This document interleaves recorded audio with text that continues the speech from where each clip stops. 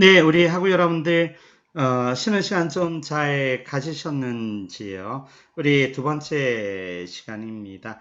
한번 물어볼까요? 첫 번째 시간 어떠셨어요? 뭐 카메라 켜고 얘기하실 분들 있으면은 한번 말씀 좀 해주실까요?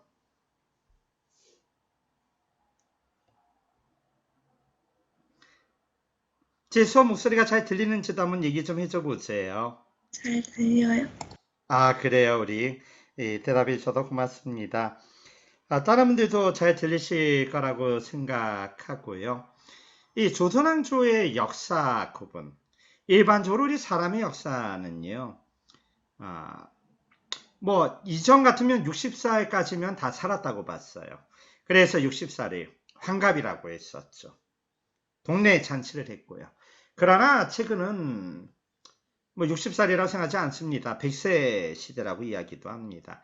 이전 같으면 나이 50이면은 뭐 노인이라고 불렀죠. 왜? 60이 곧 앞이니까. 하지만 지금 50은 노인이 아니라 그냥 중장년 이렇게 흔히 이야기합니다. 많이 세상이 이렇게 바뀌었습니다. 춘향이가 이문용 만나서 사랑 빠져가지고 결혼하겠다고 얘기하던 때가 28 청춘입니다. 28 청춘은 28살이 아닙니다. 28, 16살입니다. 그러나 아마 여러분들 중에 16세 결혼한 사람은 없을 거고요. 대부분은 20대 후반, 30대 초반 이렇게 결혼 많이 하는 것 같습니다. 뭐 물론 여러분들은 고등학교를 졸업하면 법적으로 성인이 되시고 결혼할 권리가 있죠. 자, 우리 인생을 10대, 20대, 30대 이렇게 구별하기도 하고 청년, 장년, 뭐 중년, 장년, 노년 이렇게 구별하기도 해요. 조선은 1392년부터 1910년까지 존재했습니다.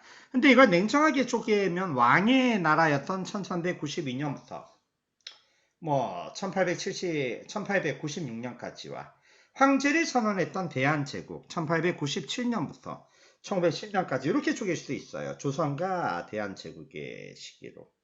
그런가 하면 임진왜란이라고 하는 뭐 아주 기념비적 사건이 일어났는데요. 이게 또 하필 연도가 1592년부터 1599년이라 1599년 한 세기를 마무리하면서 사건이 끝납니다. 그래서 임진왜란 기준으로 그 이전 15세기하고 16세기를 조선 전기, 임진왜란 이후를 17, 18, 19세기를 조선 후기로 평가합니다. 그래서 조선 전기를 근세, 우리 뭐 청년, 중년 이런 모양으로 말이죠. 후기를 근대 태동, 특별히 고종 이후를 근현대사 이렇게 구별합니다. 그리고 고종 이후 근현대사도 아까도 말했지만 뭐 구한말, 일제강점기, 해방 이후 현대 이렇게 나눠지죠. 수능 이슈 문제에서 대원군 나오는 시기부터 1910년 대한제국 무너지는 시기까지 제가 가르쳐 드릴게요. 네 문제 나옵니다. 네 문제. 일제강점기 세 문제 나오고 해방 이후 현대가 세 문제. 네, 수능 20문제 중에 근현대사 10문제는 그렇게 나와요. 한국사 능력시험은 근현대사 20문제 중에 일제강점기 이전 구한 말에서 7문제, 일제강점기 7문제, 해방 이후 현대 6문제 이렇게 나옵니다. 문항수도 가르쳐줬고 범위도 가르쳐줬습니다. 제발 부탁드립니다. 교과서를 정독해서 읽어와 주시기 바랍니다.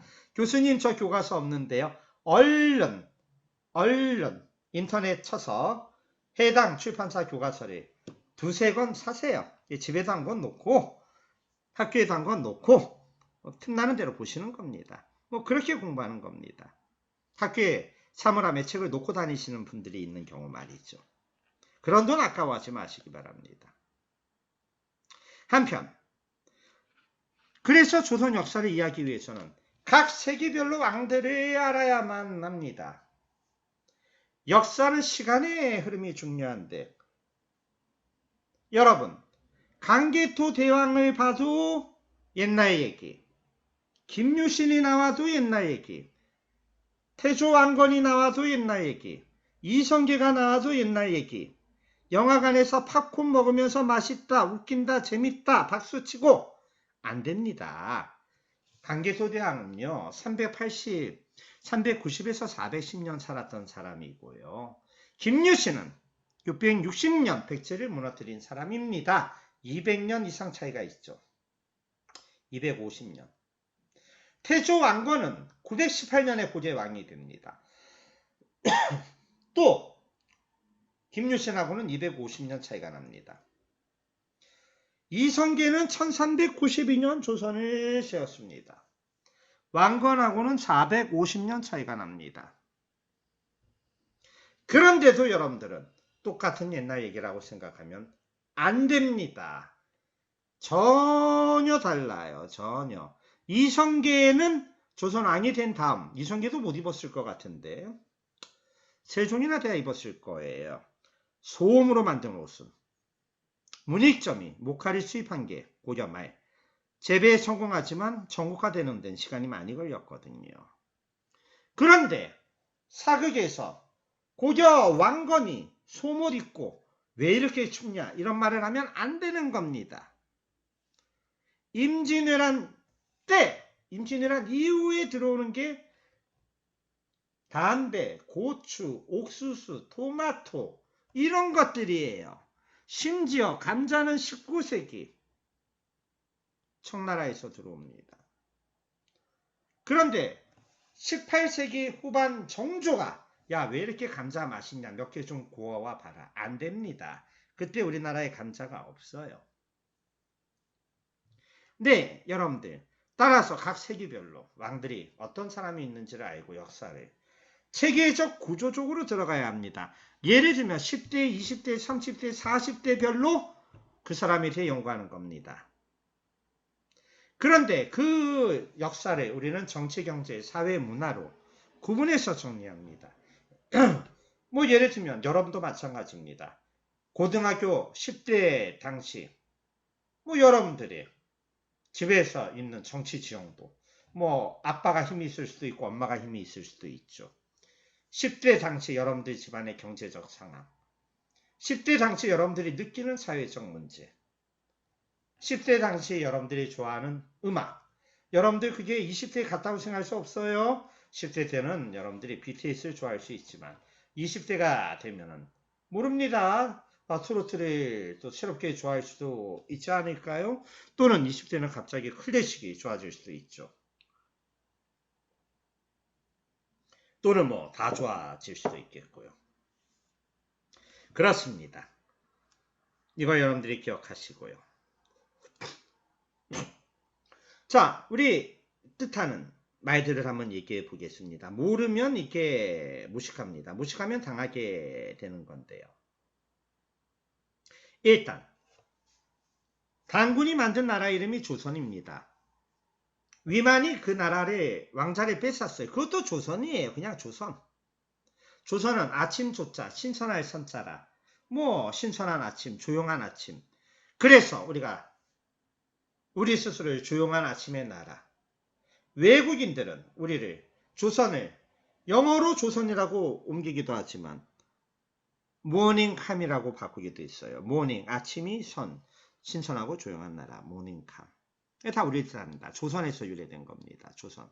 심지어는 북한은 지금도 조선민주주의인민공화국입니다. 그래서 우리를 뜻하는 대표적인 말 중에 하나는 조선입니다. 이성계의 조선은 단군 조선을 이어받겠다는 뜻이었습니다. 한편 만주를 지배했던 우리 위대한 나라 고구려. 이 고구려를 이어받겠다는 나라 고려입니다. 심지어 발해도 스스로를 고려라고 얘기한 적이 있어요. 한두 번이 아니에요. 발해가 자기를 고려라고 선언했습니다. 고려.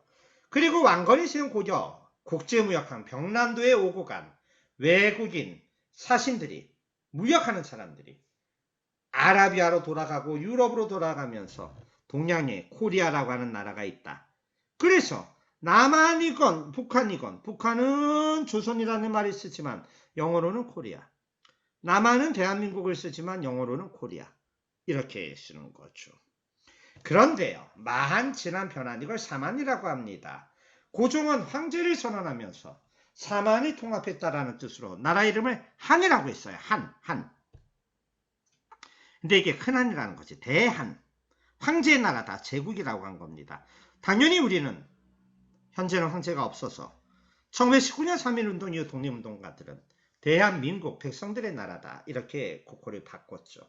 그리고 우리는 현재 대한민국인데요. 줄이면 한국이 되겠습니다. 한국. 네. 그래서 우리 여러분들 영문 명칭은 Republic of Korea가 되는데요. 즉 세 가지 단어가 우리를 뜻하는데 쓰이고 있습니다. 이거 말고도 많아요. 무궁화 피는 동네, 근역, 뭐 푸른 언덕, 청구 다 우리를 뜻하는 겁니다. 그러나 대표적인 세계는 조선, 그 다음에 고구려, 코리아 한 개부, 그 다음은 사만, 대한민국 한 개부, 이 세 개부가 있습니다. 이런 것들을 여러분들이 잘 유념해서 기억해 주시기를 저는 부탁을 드립니다. 조금씩 구조적인 이해가 올 수 있기를 원합니다. 자, 질문 나갑니다. 아유, 여러분, 제가 대학교 1학년 때입니다. 신촌에 연대에 제가 캠퍼스 앉아 있는데 어떤 애가 뛰어오더니 야, 선우야, 왜? 야, 한양대학교 안산 캠퍼스 도고동문학과에 정말 이쁜 애 나타났대. 제가 물어봤죠. 뭐 얼마나 이쁜데 여기 신촌까지 소문이 났냐. 제가 안산대학교 교수입니다. 안산에서 신촌, 지금이야 지하철도 있고 가깝지만 그때만 해도 이렇게 가깝게 느껴지지 않았습니다. 그런데 그 여학생이 바로 여러분들이 지금 보고 있는 이영애 씨입니다. 한국을 대표하는 단아한 미모죠. 그러나 이 포스를 보고도 아유 옛날 사극 재밌지 이쁘네 이렇게 생각하면 안 돼요. 여러분들은 아, 저 옷은 고려때 옷 같지는 않고 조선시대 옷 같다라는 생각을 해야 합니다. 대장금은 사람 이름은 아닐 텐데 그래요. 장금. 이게 뭐 일종의 벼슬 이름이겠죠. 이 여자는 최초가 아니라 처음이자 마지막이네요. 여성으로 정삼품 자리에 올랐습니다. 벼슬이. 우리의 말로 3급 공무원 자리에 올랐습니다. 요새야 뭐 많이 있겠지만 요새도 많지는 않아요. 조선왕조 역사상 이 여자 하나입니다. 정삼품 간 사람은. 자, 그러면 여러분 질문 나갑니다. 마이크 켜고 한번 대답해 보시죠. 이 대장금, 장금이는 어떤 왕태의 사람일까요? 여러분 아시는 분 있으면 한번 대답해 주세요. 틀려도 괜찮아요. 마이크 켜고 누가 한번 얘기해 볼까요?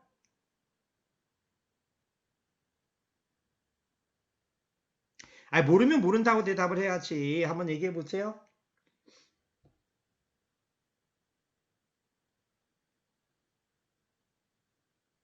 왜 이렇게 되다 숫기가 없어? 여러분, 대장금은 16세기 중종 때 실존 인물입니다. 기출문제 나갑니다. 공무원 시험제였죠. 요리로 유명한 16세기 중종 때 장금이가 하는 행동으로 틀린 것은 정답은요. 장금이가 감자전을 맛있게 부치고 있었다가 틀립니다. 왜? 감자가 없어요. 그때 조선에. 감자는 19세기 때 청나라를 통해서 이 나라에 들어오거든요. 그러니까 장금이가 포테이토칩 이런 거 먹으면 안 되는 겁니다. 감자전도 안 되는 거예요. 감자가 없어요. 고추도 임진왜란 이후에 들어오기 때문에 장금이가 빨간 김치 만들어서 먹고 있거나 김치 볶음밥 만들어서 먹고 있으면 안 되는 겁니다. 고추가 들어가 있는 국물도 안 되겠죠. 네, 그런 겁니다. 그래요. 우리가 시간 감각이 있어야 합니다. 다음 명량. 그래요. 임진왜란 때 일본에게 큰 승리를 거둔 명량 대첩입니다. 임진왜란 중간에 일본하고 휴전회담이 있습니다. 휴전 끝나고 일본이 두 번째 쳐들어온 걸 정류재란이라고 합니다. 물론 임진왜란 안에 들어갑니다. 정류재란도. 이순신 장군은 휴전할 때 모함을 받아 감옥에 가서 죽을 위기에 처해 있었고요. 일본이 정류재란 때 다시 쳐들어오자 수군 대장을 맡고 있던 원균, 바로 이 수원 밑에 무덤이 있습니다. 원균 장군이라고 해야 될까요? 칠천량이라고 하는 곳에서 일본에 맞서 싸우다가 전멸합니다. 본인도 죽고 다 죽어요. 이순신 장군이 감옥에서 풀려난 게 명량대첩이죠. 그때 이순신 장군이 말한 게 신에게는 아직 배 12척이 있어합니다. 유명한 말이죠. 그때 달밤에 일본 배가 정탐하러 오자 아낙네들이 여자분들이 달빛에 덩실덩실 춤을 추면서 먼지바람을 일으켜서 사람이 많은 것처럼 보여주게 한 게 있었습니다. 그게 강강술래입니다. 강강술래. 유네스코 문화유산 중에 하나죠. 자, 그랬어요. 강강술래 좋은데 물론 뭐 달빛 맞으면서 여성분들이 흥겹게 춤추는 거야. 뭐 신라 때도 춤출 수 있죠. 하지만 강강술래라는 말은 명량대전 이후에 나오게 되는 거죠. 그래서 우리는 이 시기를 알아야 합니다. 이때 일본이 처음 갖고 온 게 조총입니다. 그런데 우리가 대포는 있었지만 명량대첩에서 이순신 장군이 권총을 들고 나타나면 안 됩니다. 권총은 없어요. 권총은 그 이후에 들어오거든요. 그리고 들어온다 하더라도 각 시기별로 권총의 모양이 좀 다르죠. 핸드폰 모양이 달라지는 것처럼 말이에요. 그래요. 그 다음 얘기 한번 해볼까요? 조선명탐정 보고 오달수 너무 웃기다. 여러분들 진짜 흥미진진하네. 이게 역사를 모르는 사람이고 역사를 아는 사람은 내 눈을 가지고 있습니다. 그래서 역사가의 시선을 가진 사람은 모든 걸 꼼꼼히 의혹의 눈빛으로 바라보면서 작은 실마리를 가지고 사건을 재구성합니다. 우리는 이런 사람들을 역사가 외에도 알고 있습니다. 셜록 홈즈가 그러합니다. 어떤 면에서 역사가는 탐정과 대단히 유사합니다. 셜록 홈즈는 어떤 의뢰인이 입고 있는 옷이라던가 그의 행동 양식이라던가 발음이라던가 그의 구두에 묻어있는 흙이라던가 이런 걸 보고 그 사람의 성격을 복원하고 그 사람이 어떤 일을 겪고 있는지를 유추해냅니다. 역사가도 그러합니다. 여러분들이 보고 있는 조선 명탐정의 권총은 18세기 후반 정조 때 이 땅에 이런 형태의 권총이 들어왔다는 겁니다. 그러나 미군이 들고 있는 형태의 권총과는 좀 모양새가 다르죠. 한편 오른쪽 오달수 씨가 다이너마이트 비상을 들고 있지만 다이너마이트는 이때 없어요. 왜? 다이너마이트를 만든 건 노벨이라는 사람인데 그래서 노벨상이 나오죠. 이 스웨덴 사람 노벨 19세기 후반 사람입니다. 그러니까 이건 다이너마이트가 아니라 원형이 되는 일종의 폭죽, 폭탄 같은 겁니다. 다이너마이트하고는 화력이 전혀 다르죠. 그리고 일본 복장 기모노를 입은 여자분이 한 분 가운데 서 있습니다. 우리가 알고 있는 기모노와 크게 다르지 않죠. 그래서 이미 우리나라 한복이나 일본의 기모노가 18세기 후반 정조 때쯤 되면 흔히 말해 우리가 연상하는 그 모습이 완성이 되었다는 걸 이해할 수가 있는 것이고요. 네, 그래서 이런 걸 알고 봐야 되고 정조 때 우리나라 천주교가 많이 번지는데 정조는 천주교에 대해 비교적 반대에 있습니다. 비교적. 정약용도 정조 때 천주교 신자가 되었는데요. 그래서 조선 명탐정에 보면 나오는 권총을 든 이 남자 주인공은요. 천주교 신자로 나옵니다. 이런 것들 아는 만큼 세상은 보이는 법이죠. 몰라도 세상을 살아가는데 아무 지장이 없습니다. 아무 지장이 없어요. 예를 들면 역사를 몰라도 여러분들 친구랑 에버랜드 가는데 아무 지장이 없고요. 그냥 일본 놈들 나쁜 놈들이다 라고만 말을 해도 사실상 살아가는데 아무 지장이 없습니다. 그러나 역사를 아는 사람이 보는 조선 명탐정가 그냥 팝콘 먹으면서 콜라 먹으면서 재미로 보는 누군가와는 같은 영화를 보지만 전혀 다른 세계에 살고 있는 겁니다. 물론 행복은 얘기가 달라요. 역사 몰라도 팝콘 먹고 콜라 마시면서 행복을 느끼는 홍길동이가 더 잘 사는 건지 모릅니다. 그런 사람을 제임스 밀이라는 사람은 배부른 대시라고 불렀습니다. 그런데 여러분 역사적 견해를 가지고 의심의 눈빛으로 저 영화가 제대로 만들어졌는지도 고민하고 영화 감독이나 작가가 숨겨놓은 어떠한 실마리를 찾아가면서 영화를 보는 사람은 다른 세계에 살고 있을 겁니다. 그런 사람은 세상을 철학적으로 고민하면서 삽니다. 그래요. 우리 여러분 선택의 몫은 여러분입니다. 어떠한 사람이 되어서 어떻게 살 것인가. 그건 여러분들의 선택의 몫이지만요. 정확히 말하면 이 명성황후라는 말 자체는 어폐입니다. 왜냐하면 명성황후는 이게 역사가 인식이 있죠. 명성황후는 황제의 아내라는 의미의 황후인데 명성황후는 1895년 을미사변에서 경복궁 안에 있는 건천궁이라는 건물에서 죽었습니다. 일본 사무라이 낭인들, 일본 정치가들이 시켜서 우리나라에 칼 들고 놈들에게 살해를 당하셨는데요. 그때는 대한제국이 아닙니다. 정확히 말하면 명성황후가 아니라 그냥 명성왕비가 그때는 맞죠. 그러나 대한제국이 선포된 이후 고종은 사랑하는 이 아내를 잊지 못해서 왕비를 황후로 높였습니다. 본인이 황제가 되면서 말이죠. 황후로 높였고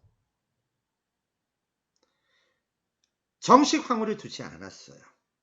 둘 수 있어야 되고 둬야 되지만 그렇게 안 했습니다. 왜냐하면 황후 자리는 비면 안 됩니다. 그 자리는 당연히 새로 임명이 되고 간택이 돼야 되지만 고종은 그렇게 안 했습니다.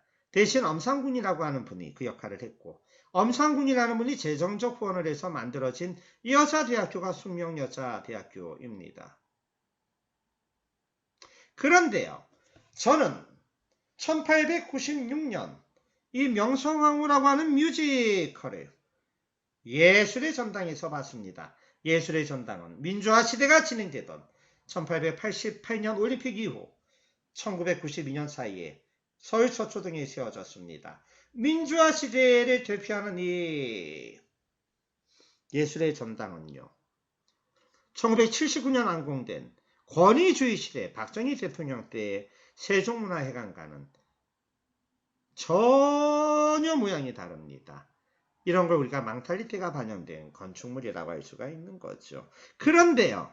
명성황후, 구한말 살았던 명성황후의 생각과 이 명성황후를 주제로 뮤지컬 대본을 썼던 작가의 생각과 제가 1996년 예술의 전당에서 봤을 때 명성황후 역할을 수행했던 배우의 생각은 전혀 다를 겁니다. 명성황후에 대한 생각이 전혀 달라요.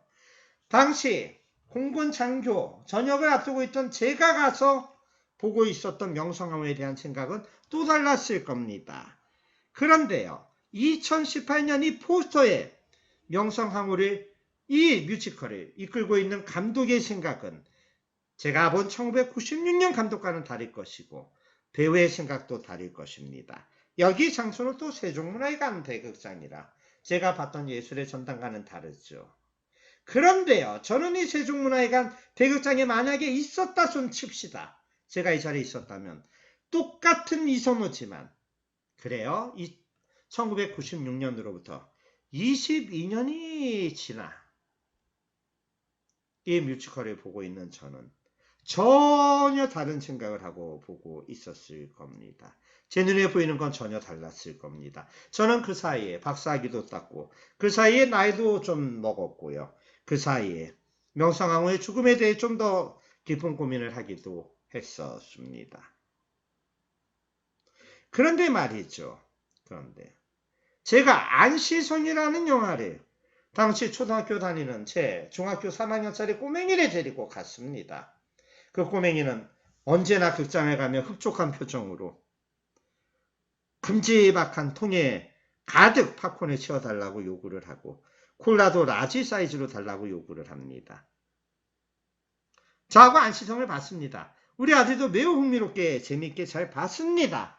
그러나 그 아들이 초등학교 다니던 아들이 645년이라는 시간관념을 이해할지 고구려의 연기소문 당시를 이해할지는 알 수가 없습니다. 이제는 중학교 3학년이 된 이 아들이 그때하고는 달라진 아들이겠죠. 여러분들도 그럽니다. 이게 역사가 있고 여러분들에게는 그런 역사가의 눈이 필요합니다. 역사가의 눈. 여러분들은 역사를 전공하지 않더라도 역사가처럼 생각하고 역사가처럼 살 수 있기를 원합니다. 모리스 아길론이라고 하는 프랑스 유명한 이 시대 역사학자가 있습니다. 아직 살아있죠. 얼마 전에 돌아가셨나? 아, 참 찾아봐야겠는데요. 네, 프랑스 역사학자인데. 그분이 여러 역사학자들과 함께 프랑스에서 낸 책이 한때 화제가 되었습니다. 나는 왜 역사가가 되었는가라는 책입니다. 여러분들 모두가 역사가가 될 필요는 없습니다. 여러분들 가운데 위대한 역사가가 나오길 저는 바람하지 않습니다만 여러분들 엔지니어도 좋고 의사도 좋고 변호사도 좋고 뭐 버스 기사 선생님도 좋고요. 학교 선생님도 다 좋습니다. 그냥 평범하게 가정에서 나는 가정을 이끌면서 살겠다 좋습니다. 나는 꿈에도 거리는 건물주가 되겠다. 좋아요. 여러분들 응원합니다. 그러나 여러분들 역사가의 시선을 가지고 역사가처럼 생각하면서 살 수 있으면 여러분들의 삶이 정말 달라질 수 있을 겁니다. 그래서 제가 부탁을 드리고요. 그런데요. 자, 역사 콘텐츠를 통한 경제적 부가가치입니다. 여러분, 박스오피스 매출 관객수 순위 1위부터 14위를 보고 있습니다. 제가 여러분들께 물어봅니다. 이 순위표는 몇 년도에 만들어진 걸까요? 역사가의 눈, 판정의 눈, 의혹을 지닌 눈으로 여러분들 한번 비판적으로 바라봐 주시기 바랍니다. 한국영화진흥위원회가 만들었다는 박스오피스의 순위는 언제 만들었을까요? 한번 얘기해 볼까요? 17년? 그래요. 맞아요. 이게 정답이야. 왜? 이 순위는 2016년 7월 20일 부산행을 마지막으로 끝나고 있어요. 그런데 2017년 이후에도 우리나라에 많은 히트작이 나왔습니다. 미나리도 여기에는 없고 여기에는 기생충도 없고 여기에는 뭐 불교식 윤회사상이 들어가 있는 영화 뭐죠? 오달수 씨가 나왔던 영화, 그 영화도 없고 우리가 알고 있는 히트 영화 많이 없어요. 따라서 2017년에 만들어졌을 거라고 의심이 가는 요 박스오피스 안에 있는 영화들은 어쩌면 여러분들은 대부분 못 본 영화들일지 모릅니다. 왜냐하면 2017년이라고 하면 지금부터 6년 전인데 6년 전 여러분들은 초등학생이었을 게 확실하기 때문에 어쩌면 여러분들이 초등학교 때 또는 그 이전에 볼 기회가 없었거나 봤다 하더라도 뭐 재방송 정도겠죠. 극장에서 볼 일은 거의 없었을 거예요.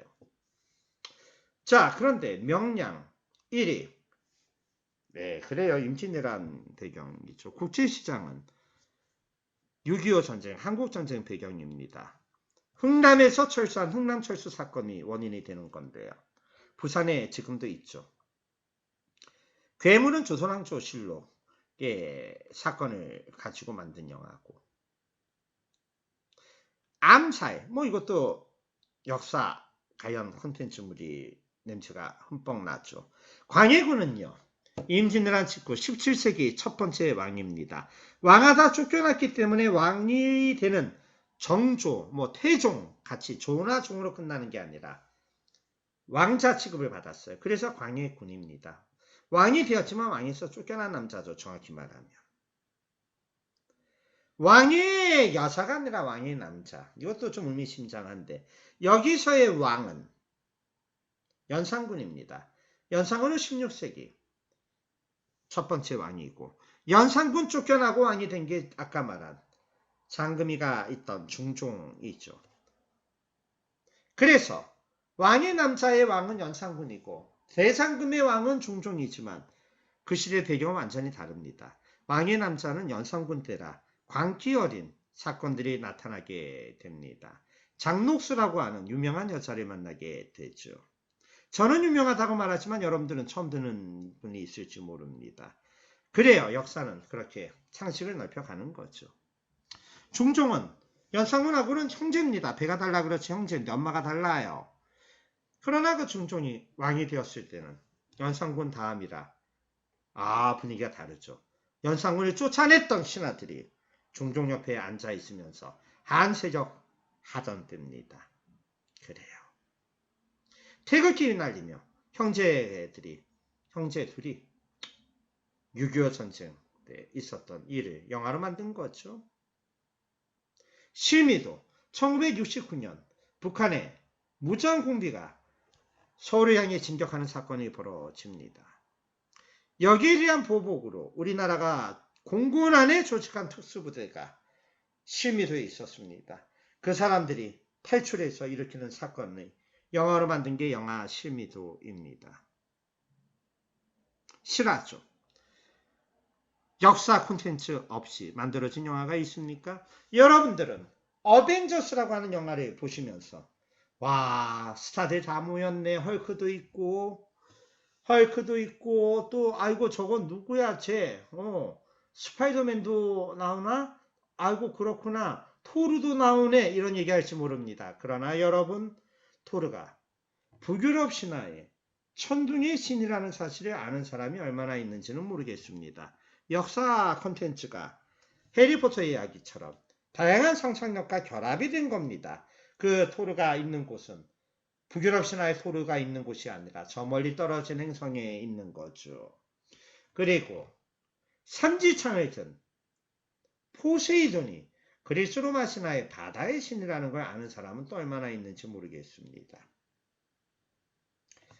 아무것도 모르고 영화 보면서 웃고 박수치고 팝콘 먹을 수 있다고요. 야, 정말 재밌다. 한 번 더 보자. 이렇게 나올 수 있습니다.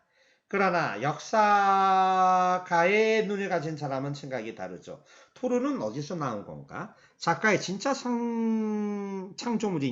아니면 어디선가 따온 것이냐? 찾아봅니다. 아, 이게 북유럽 신화의 신 중에 하나구나, 토르. 아, 그래서 토르는 번개를 부리는 장면으로 도끼를 들고 번개 치는 장면이 나오는구나. 그렇다면 저 어벤져스 또는 적어도 토르 영화 안에 나오는 인물들이 어떠한 배경에서 나온 것인지, 순수한 창작물인지, 어떠한 신화를 모티브로 해서 본따온 것인지, 아니면 신화 그 자체를 구성한 것인지 알아봐야겠다는 생각이 드는 거죠. 그거 알아봤어요. 그러면 한번 좀 더 보면서 고민해 봐야겠다라는 생각을 하게 됩니다. 그런 사람이 공부를 해도 잘하고, 그런 사람이 어디 가서 일을 해도 잘합니다. 그런 사람이 어디 가서 남자친구 만나고 여자친구 만나도 잘 사깁니다. 그래요. 세상이 그런 거예요.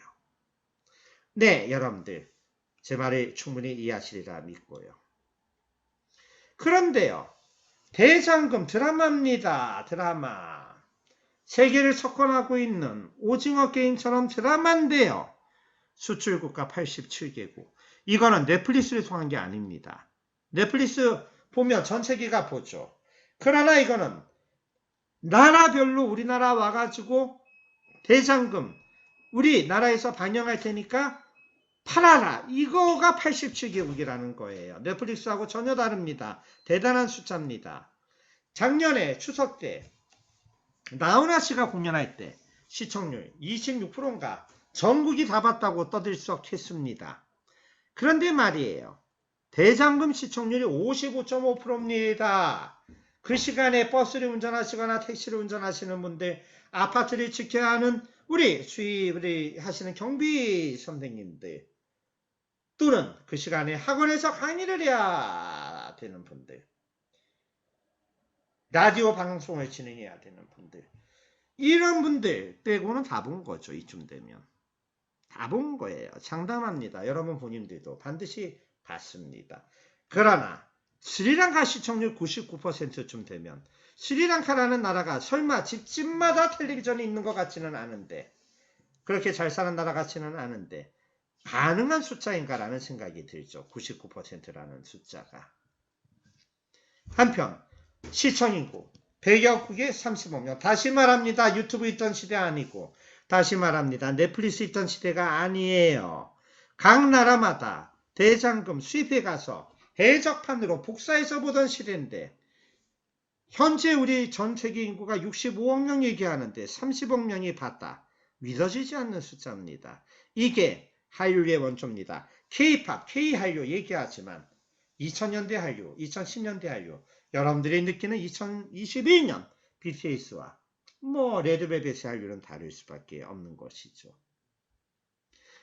여러분이 또 20대가 되면 새로운 한류의 주인공이 될 것이고, 여러분들이 30대, 40대가 되면 여러분 다음 세대의 새로운 한류가 나타날 겁니다. 그렇게 우리나라는 발전하는 것이고 그렇게 시간은 흘러가고 그렇게 역사는 진행이 되는 겁니다.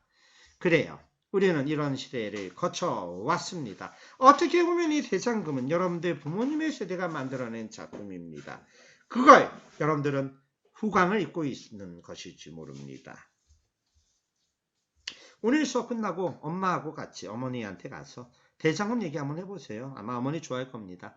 네, 좋아하실 거예요. 반드시 봤거든요. 다른 이야기도 한번 해볼까요?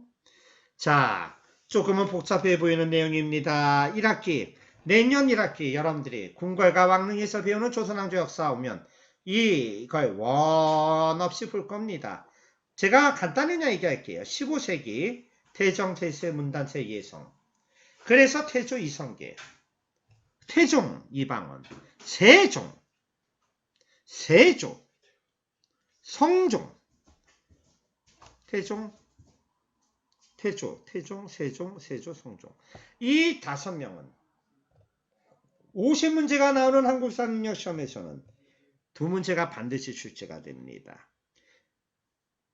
20문제로 이루어져 있는 수학능력 시험 중에 근현대사가 10문제, 근현대사 아닌 부분이 10문제가 나오는데 이 5명의 왕들 가운데 한 명의 업적은 반드시 시험에 나옵니다. 당연히 작년에도 나왔고 재작년에도 나왔고 올해 11월 수능에도 나올 겁니다. 연중 임명선 16세기입니다. 그래서 연산군은 16세기 첫 번째 왕이고 중종은 연산군 다음 왕이라 임진왜란 이전이기 때문에 감자전, 김치 안 되는 겁니다. 인종, 면종 시험에 절대 안 나오고 선조는 임진왜란 때문에 나오겠습니다. 광인, 효연숙 17세기 왕입니다. 경영정 18세기 왕이고 순원철 19세기 세도정치라고 합니다. 고순부터 근현대사인데요. 그런데 여러분 숙종 때 경신왕국이라고 하는 정치적 사건에서 노론이라고 하는 정치 집단이 처음 나타납니다. 따르게 말합니다. 숙종 이전에 어디에도 노론이 나오면 안 됩니다. 선조 때 노론이 나오면 안 되는 거고요. 숙종 이전의 왕 현종 때 노론이 나와도 안 되는 거예요. 역사는 시간관념이 있어야만 하는 것이죠. 그래요. 여러분들 이런 것들이 유념해 주셔야겠습니다. 그리고 제가 부탁드린 대로 교과서를 읽어오는 겁니다. 구석기 시험서 읽으면 좋겠습니다. 최소 근현대사라도 한번 읽어오는 겁니다. 이해가 되건 안 되건 보는 거예요. 여러 번 보면 친해지기 시작합니다. 제 수업 빠지지 않고 들어오셔서 듣는 겁니다. 기회 있으면 유튜브 가서 풍산기 그룹 구독하기 누르시고 하나하나 찾아서 시간 있을 때 또 보는 거죠. 지금 안 보면 어떻습니까? 구독하기라도 눌러놔야 여러분 방학 때라도 한번 보거나 대학 입학이 확정된 다음에 다른 사람은 한국사 능력시험 돈 몇십만 원 내고 배우는 사람이 있겠지만 여러분들은 교수님 아유 그 한국사 능력시험 강의 이런 것도 좀 찍어 올려주세요. 제가 올려드릴게요. 올라간 거 먼저 보시고요. 카페에도 오셔가지고 활용도 하시고 말이죠. 그렇습니다. 네, 그게 세상 잘 사는 사람 아닌가요? 그런데요. 조선전기입니다. 여러분 조선전기 대장금 나오던 시기입니다. 이때 에스파냐 오늘 이름으로 스페인에서는 유럽의 에스파냐 보이죠? 콜럼버스라는 사람이 오늘날 쿠바에 왔다 갑니다. 그런가 하면 중종 때 마젤란이라고 하는 선수가 남아메리카 남극 앞바다를 돌아서 태평양으로 갑니다. 이 추운 바다를 우리는 마젤란 해협이라고 부르고 거기서 발견한 펭귄을 마젤란 펭귄이라고 부릅니다. 귀염둥이 펭귄이 한 마리 있죠. 그런데요. 마젤란은 필리핀에 도착해서 세부라는 섬에서 필리핀 추장 라프라프랑 싸우다 죽습니다. 마젤란 부하들이 아프리카까지 가는데 성공해서 유럽으로 가는데요. 그런데 그때 마젤란이 원한 게 에스파니아고 그 에스파니아 스페인의 황제 이름이 필리페 4세입니다. 그래서 마젤란이 발견하고 죽었던 섬 이름이 필리핀이 되고 에스파니아 식민지가 된 겁니다. 이 필리핀은 20세기, 19세기 후반 미국에게 뺏깁니다. 그래서 미국의 식민지가 되었다가 해방 이후 독립하게 됩니다. 즉 필리핀에 있는 현재 사람들은 스페인어도 나름 하는 사람들이 있고 영어는 웬만큼 합니다. 원인이 거기에 있는 것이죠. 이미 조선 전기 때 이렇게 역사는 변화하고 있었습니다. 조선 후기는 또 좀 다르죠. 러시아가 우리나라 쪽으로 진출하고 있는 가운데 유럽을 보니 신성로마 제국같이 잘 모르는 나라도 있지만 영국, 프랑스, 포르투갈, 에스파냐 뭐 있고요. 오스만 제국, 터키죠. 터키. 지금은 해체돼가지고 나라가 좁아지고 오스만 제국 자리에 뭐 이집트니 수단이니 알제리니 여러 나라가 독립했습니다. 그런데요. 캐나다, 미국, 아메리카 합중국. 캐나다는 영국 식민지. 아메리카 합중국은 영국하고 싸우고 독립을 했는데 거기야 영어권이 있죠. 멕시코부터 남부는 얘기가 다릅니다. 이쪽은 전부 다 에스파니아를 했습니다. 왜? 에스파니아 식민지였으니까요. 한 나라 빼고요. 브라질은 포르투갈 식민지였어요.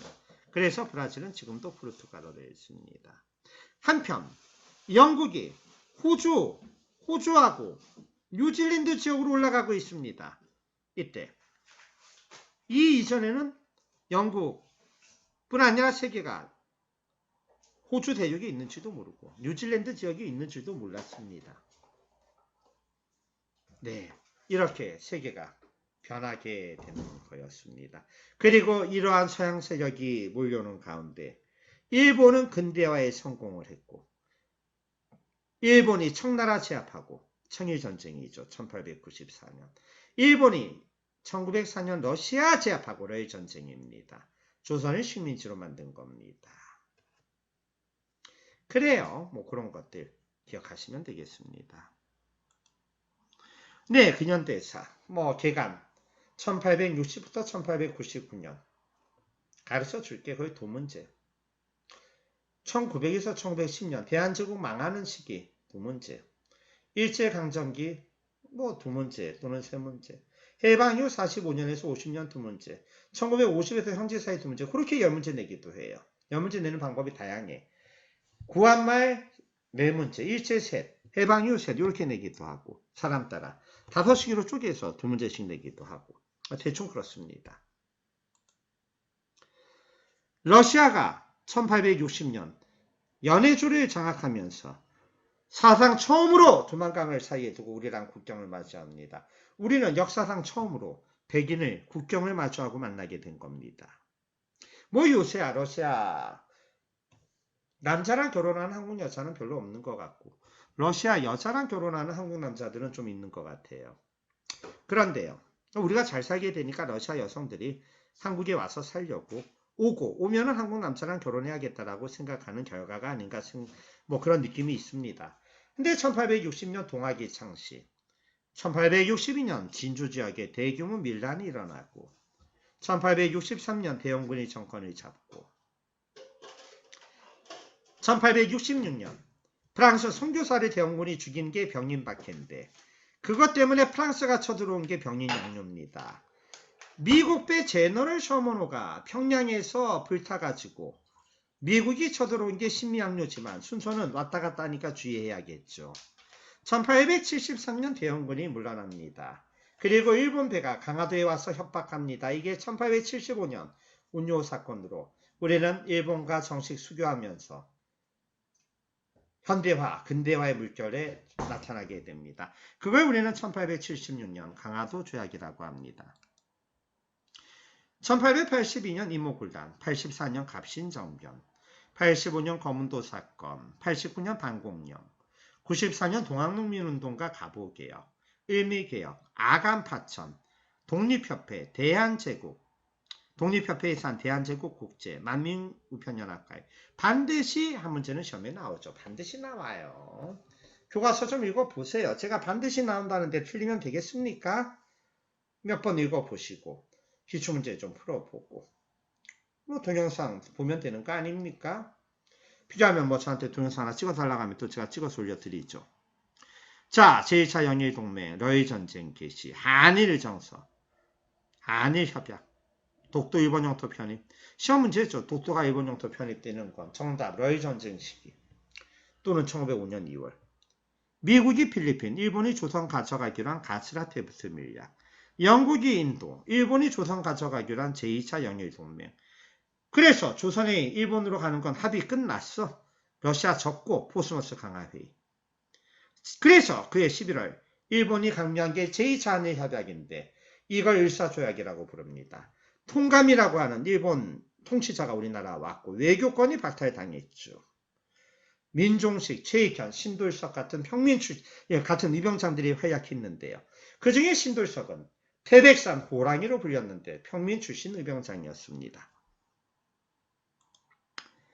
고종, 헤이그에 특사를 보내서 독립을 호소했지만 결국은 황제 자리에서 쫓겨나게 됐고요.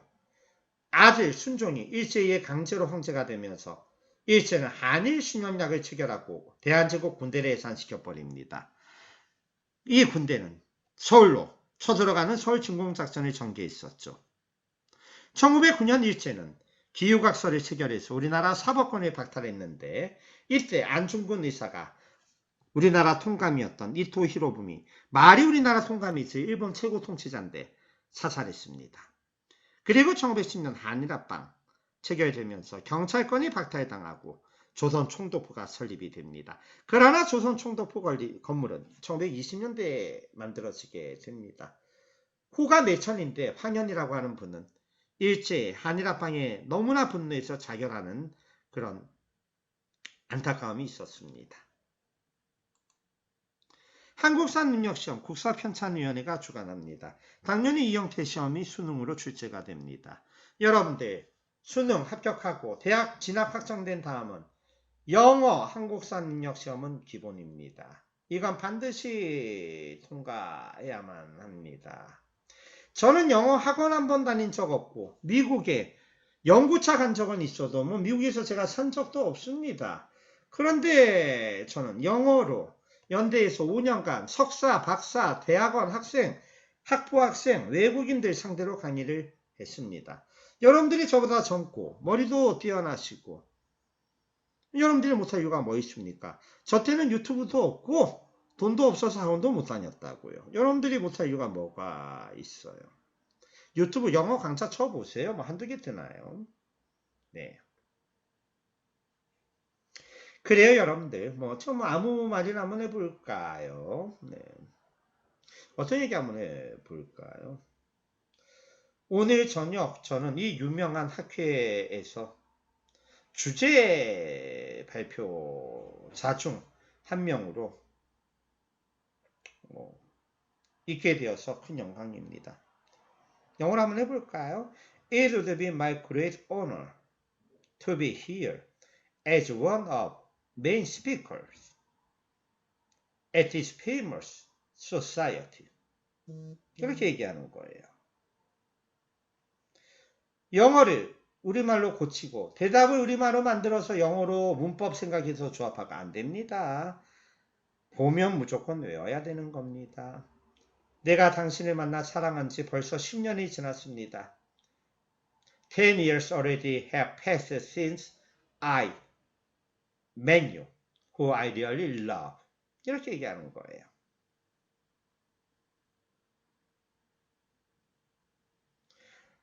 손님, 패스포트랑 항공권 좀 보여주시죠. 비행기 안에 있어요. 오격구 사마, 파스포트도 고국경호 하이킹 사세 때 이타다키마스. 이렇게 말하는 겁니다. 오늘 날씨가 너무 좋아서 가까운 공원에 귀여운 제 아들과 다녀왔습니다. 교와天気がとてもいいなので近くの公園へ私の可愛いの男の子と行きました라고 얘기하는 거예요. 여러분 할 수 있습니다. 근성이 있어야 합니다. 그런데요. 한국사 능력시험 홈페이지 다음에 한번 가시고요. 교과서를 읽어오세요. 교과서.